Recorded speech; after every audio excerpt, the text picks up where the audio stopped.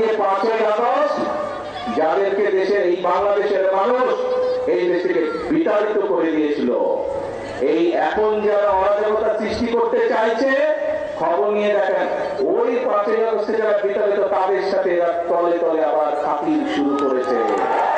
আজকে যারা দেশের এইরকম পরিস্থিতি তৈরি করতে চায় তাদের ব্যাপারে আপনাদেরকে সতর্ক থাকতে হবে, কারণ তারা অরাজক পরিস্থিতি সৃষ্টি করতে চাইছে।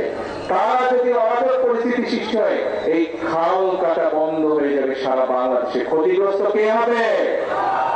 তারা যদি অরাজক পরিস্থিতি সৃষ্টি করে তাহলে ফ্যামিলি কার্ডের যে বিতরণ, সেই বিতরণ বন্ধ হয়ে যাবে। ক্ষতিগ্রস্ত কে হবে? তারা যদি অরাজক পরিস্থিতি সৃষ্টি করে তাহলে কৃষক কার্ডের বিতরণ বন্ধ হয়ে যাবে। ক্ষতিগ্রস্ত কে হবে?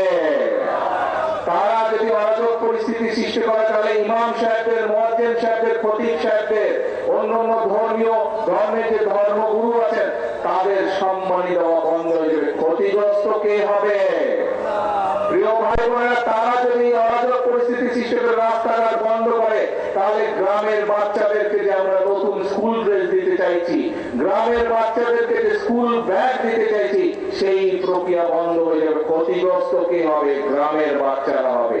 প্রত্যেকটি ক্ষেত্রে তাদের সেই অরাজক পরিস্থিতির কারণে ক্ষতিগ্রস্ত হবে গ্রামে বসবাসকারী খেটে খাওয়া মানুষ।